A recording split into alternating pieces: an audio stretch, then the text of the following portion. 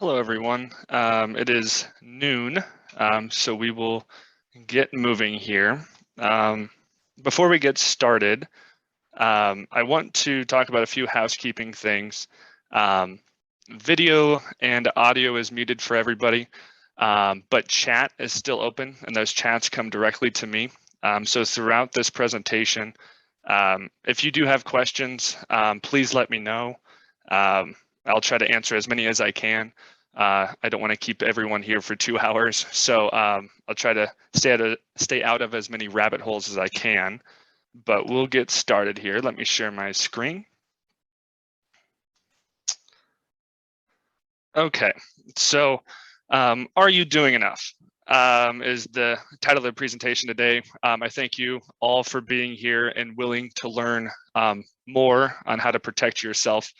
My name is Alec Foster. I have been in the IT field for just over 10 years. I've been with the bank for 5 of those years. Ransomware attacks have rose 104% in 2021 and 305% against small businesses. Payouts ranging from $70 to $12 million. And everything that we're going to talk about today protects you from those kinds of attacks. So we're going to go over these 5 different categories here. We're going to talk about email security, social media and financial security, and 2-factor authentication with that, backups, importance of updates, and then antivirus and ransomware. So email security. So what is phishing and spear phishing? I think no matter what your level of IT knowledge is, you know what these are. You might not know the definition. These are basically just attempts from an attacker to try to get information from you, or try to get you to click on something that is harmful to you. Okay, so these are like the classic, the Nigerian prince back in the early 2000s. Those kinds of emails, right? I wanted to show you how to spot red flags in emails. We'll see some examples, and I'll show you what those look like. I want to show you how to send secure emails, and then SPF, DMARC, and DKIM records, which is only pertaining to small businesses. So that only might be a couple of you. So I won't take too much time on that, but I'll show you what that is. So before getting started and looking at those examples, I want to talk about why phishing attacks are so effective. So attackers' resources are almost unlimited anymore. There are tons of government-backed entities, which means their pockets are pretty deep. On top of that, the tools that attackers use are becoming significantly cheaper, to the point where you don't even need to have IT knowledge to run attacks. And so because of that, you're going to start seeing more and more of those. Those are just going to get higher and higher. Okay. Attacks are also becoming more realistic by using reputable companies. So like I said, not necessarily the Nigerian prince attacks anymore. They're using Amazon, they're using social media, they're using stuff that you use, which means that these emails, text messages, phone calls are getting harder to distinguish what is real and what isn't. And then lastly, they use their emotions, your emotions against you. They'll try to trigger some sort of empathy or fear or curiosity or love, try to give you a sense of urgency to make you click on something you aren't supposed to. Okay, so we'll look at an example here. This example at least looks like it's coming from Discover. Subject is very important changes to your Discover card. A refused transaction needs your prompt attention. Valued Discover card client, for your protection, we've encrypted a message. In order to view it, please click on the link below. So just coming top down on this, we'll see a handful of red flags here. So from is discover@info.discover-cards.com. Anytime or anything after the @ sign in an email is called a domain name. Any company, medium-sized and bigger, is going to own their own domain name. So example here, anything from Discover is going to come from @discover.com. Anything before the @ sign could be anything, but anything after is going to come from discover.com. When there's those extra characters there, like in this instance, info dot and then the -cards, that is an immediate red flag, to the point where you can actually delete this email. You don't even have to look further than that, okay? 2 is going to have your email. That's pretty obvious there. A potential red flag could be the date. This instance, it's coming at 2:30 p.m. on a Friday, so that might not be a thing. But say you're getting an email from your boss or from a family member, and it's coming at 2:30 in the morning. That might be a little bit of a red flag. Subject, again, in this instance, it's not a red flag, but if the subject is something drastically different than what the body of the email is saying, or there's spelling errors, or they're using the wrong name, they're not using your name, that would be a red flag. The first line in the body, a refused transaction needs your prompt attention. It's trying to get you to hurry up and click on that link below before you think about what's happening. This is a very classic attempt of you trying to click on something you shouldn't. Okay. And then lastly, probably the biggest red flag is, do you even have a Discover card? If you don't have a Discover card, obviously you don't need to be looking at this email at all, right? So that's a classic phishing example. This is a spear phishing example. The spear phishing is someone that comes from someone that you know. So in this instance, it's coming from Joe Leibel, who is a loan officer here at the bank. This is actually a test that our auditor sent us in 2019. So this is a suspicious man seen in the parking lot. All be advised, the suspicious person was seen in the parking lot taking pictures. Please see attached photo and notify me if the individual is seen in any of our bank locations. So an email like this coming from Joe, he's actually a security officer at the bank. So that part would make sense. You can see an email coming from him like this, okay? However, if you look to the right of his name, Joe Leibel there, it's saying it's coming from support@messagemailcenter.com, which is obviously not Joe Leibel's email. So that, again, very big red flag. We could immediately throw these away. In the email, it's saying, please see attached photo, but the attachments are .htm files. They're not a picture file. That might be a little hard to see, especially if you're not used to what files abbreviations are like that. But .htm and .html is websites, or they are websites. So if you were to click on this and this was a nefarious email, this could potentially go to a website. It could be trying to get information from you or trying to download something in the background that you're not aware of. And then lastly is the signature at the bottom. It has the red X on it there. That means something isn't loading properly. So either Outlook did a good job and didn't load something that was potentially harmful, or something in that signature isn't working. Any business has some sort of signature at the bottom of their emails. Something could be very simple, something can be pretty extraordinary, but regardless, there should be a signature down there. That's a little bit of a red flag, okay? This is a smishing attack. It's the exact same thing as the email. It's just coming in a text form. I think everyone has gotten a text message from someone they either don't know, trying to get a link, trying to click a link, trying to get you to click a link, or from Amazon in this case. Anytime you get a link in a text message and you don't know where it's coming from, or you don't know who it is, do not click on it, okay? In this instance, you get an email saying that there's a problem with your order and it's coming from Amazon. Go to Amazon's website and you can see from there if there's a problem with your card, if there's a problem with the product that you're purchasing or anything like that. Usually when you get an email like this, you don't have a problem in Amazon. You're just getting something, somebody's trying to make you click on a link, okay? Secure email and SPF, DKIM, and DMARC. Secure email and encrypted email, for the most part, are interchangeable, and I might do that. I don't want to confuse you. Secure and encrypted, for the most part, mean the same thing. So when should you use a secure email or an encrypted email?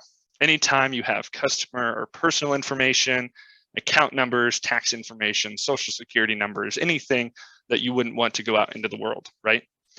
And all providers, all mainstream providers have a built-in solution for secure email, like Yahoo, like Outlook, MSN, Hotmail, and Gmail. And I'll actually show you how Gmail's works. I can't show everyone, unfortunately, but Gmail is a pretty popular one. So let's look at that, okay?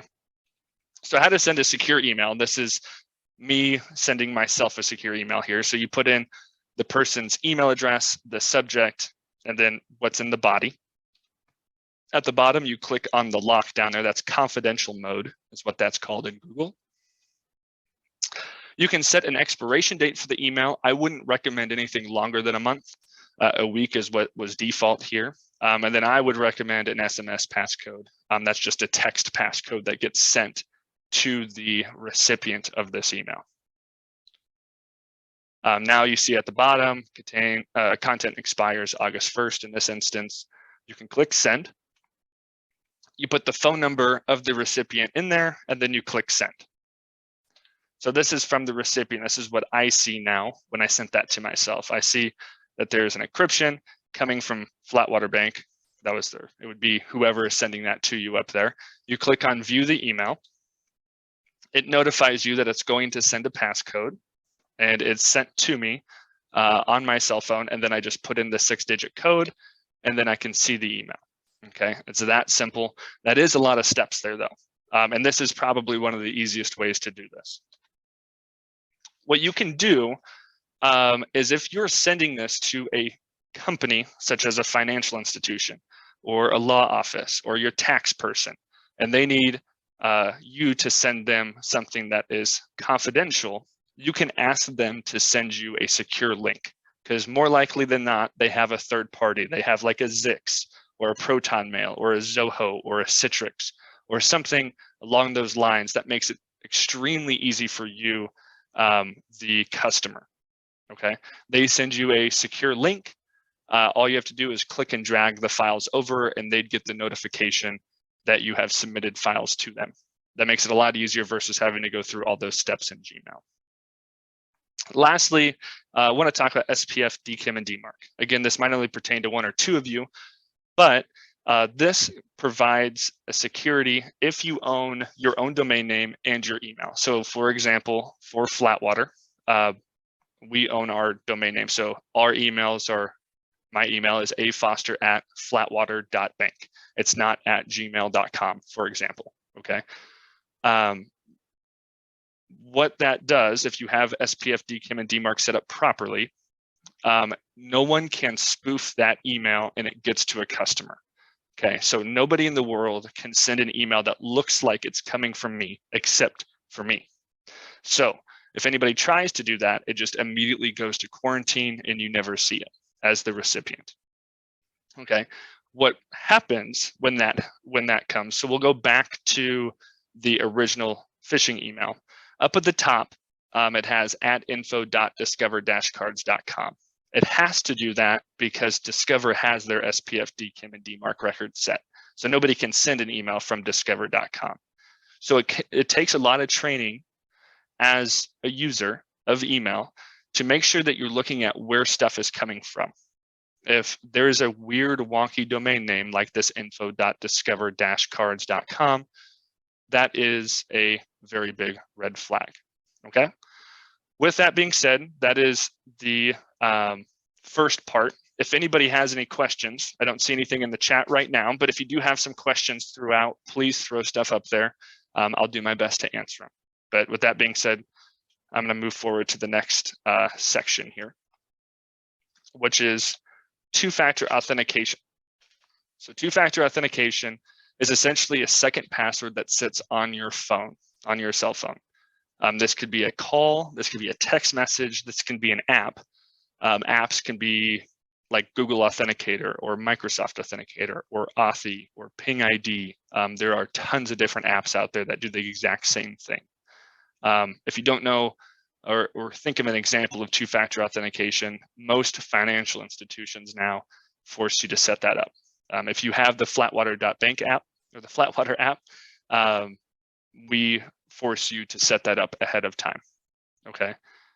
It is a big pain setting that stuff up, and I understand that it is an extra step, but two-factor authentication is the #1 defense against ransomware, against cyber attacks in general, and it is 100% free.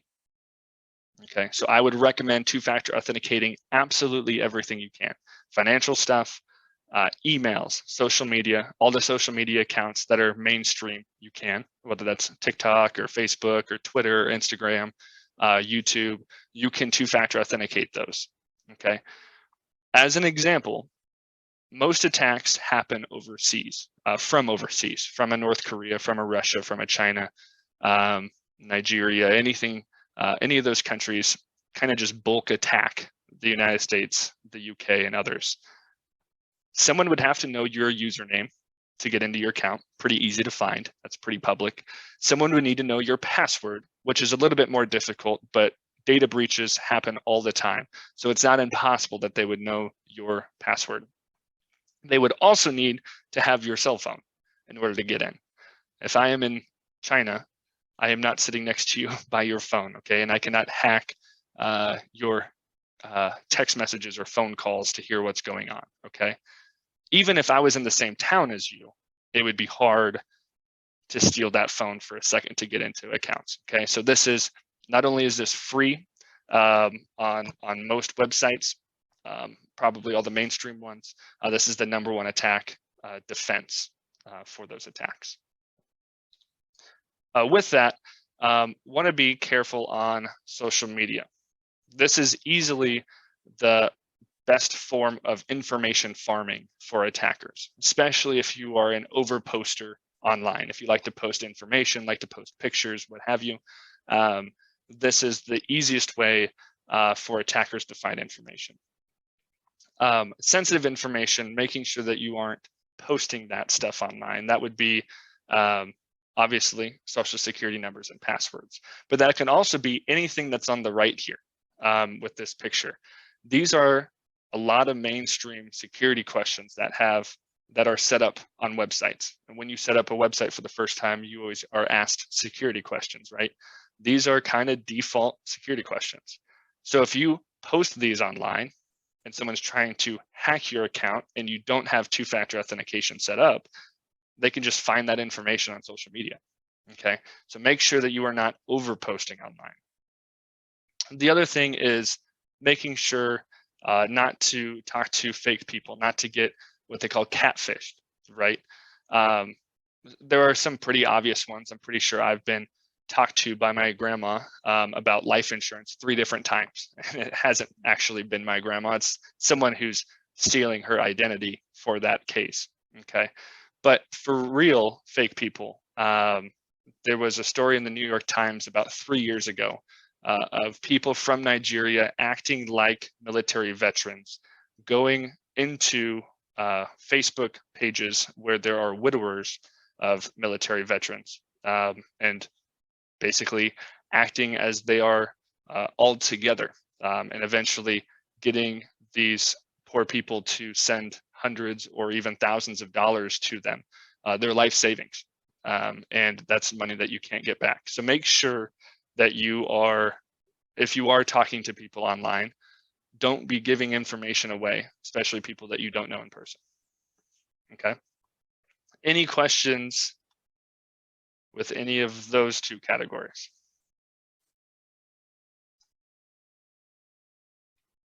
Nothing there yet. Okay, good. Keep going then. Backups. So backups are important. And if you have important stuff, you need to back it up, right? On your cell phones, you use iCloud or Verizon Cloud or Google Drive, depending on if you're a Verizon customer, if you're using an iPhone or an Android. Those are all different places, but by default, you are backing up to a cloud. And those get backed up anytime you have access to Wi-Fi or data if you check that option.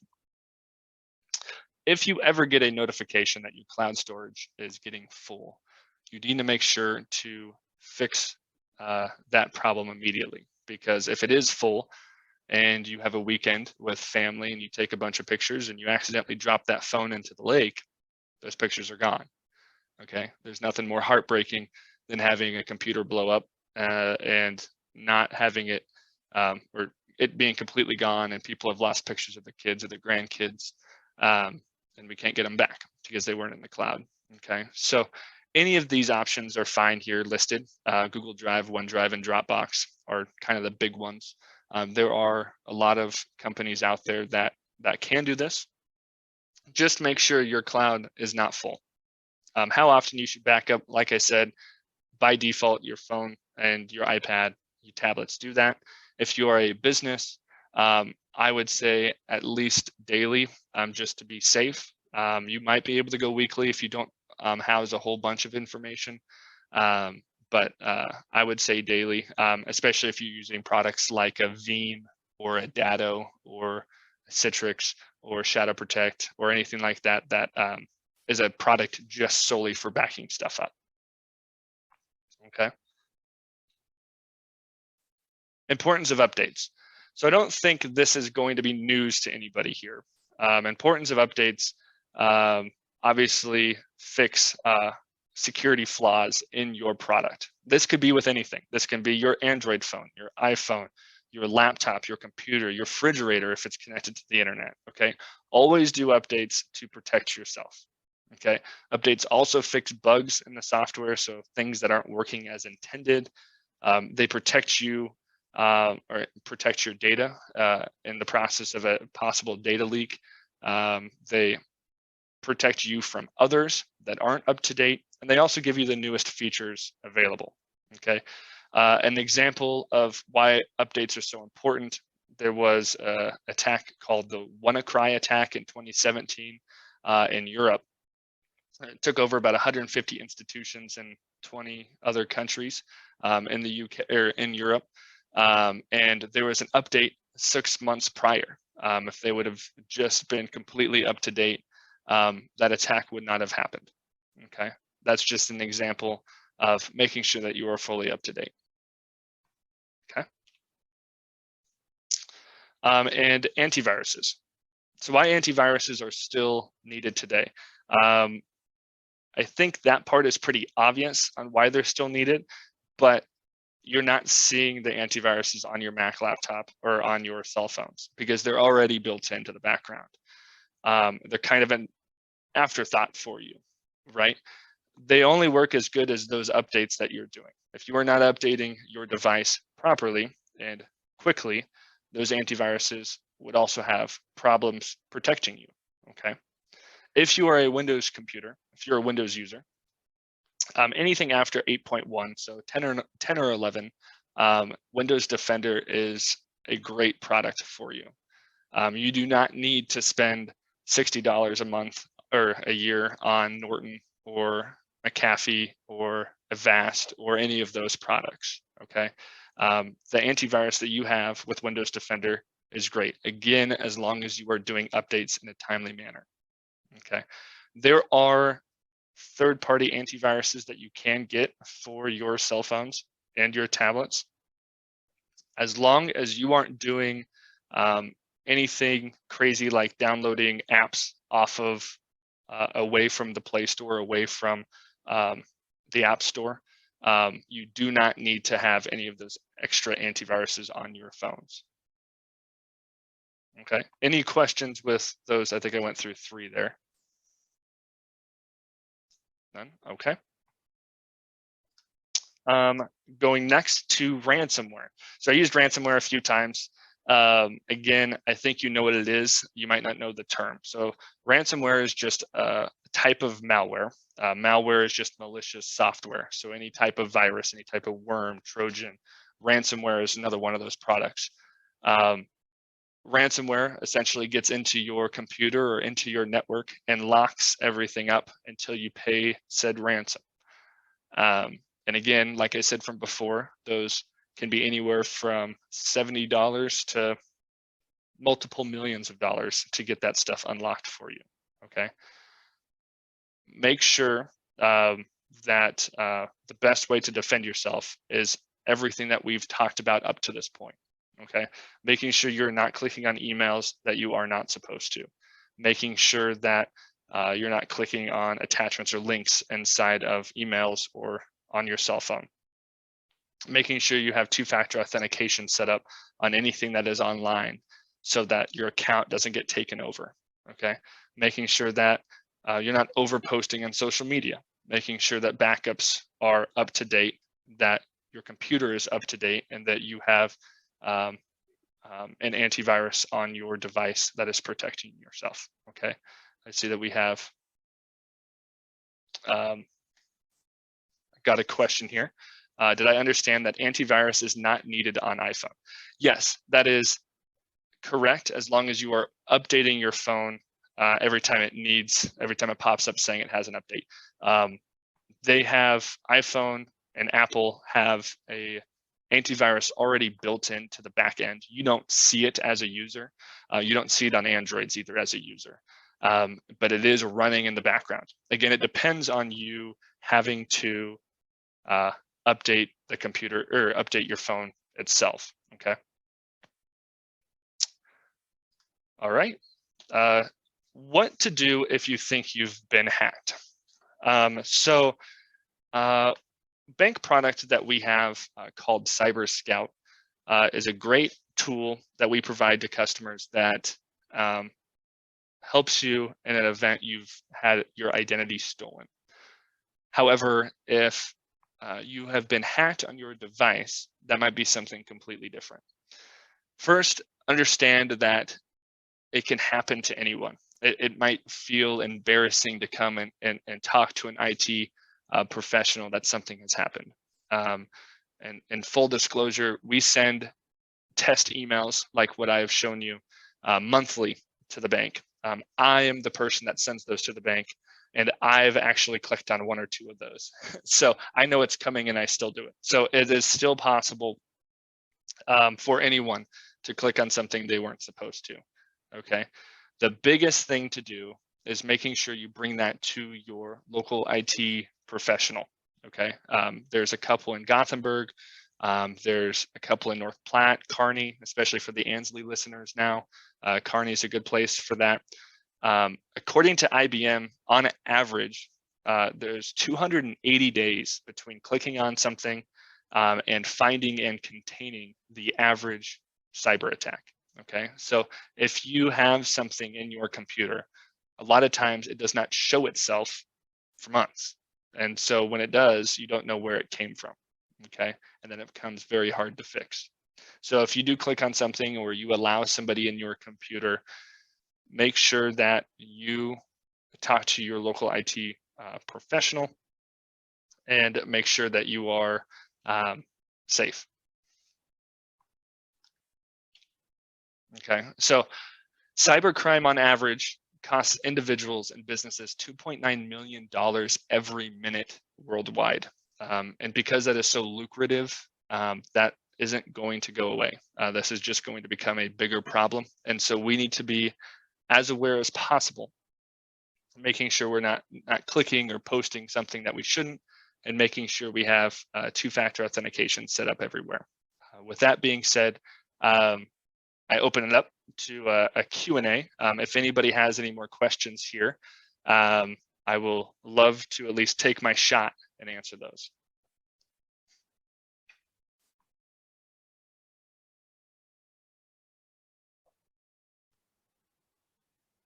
Okay.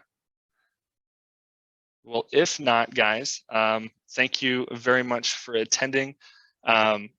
My email is afoster@flatwater.bank. If you would ever need a question answered, at least attempted answered, I would love to do that for you. But please, if you have any questions, don't hesitate to reach out to your IT professionals, and stay safe. Thank you, guys.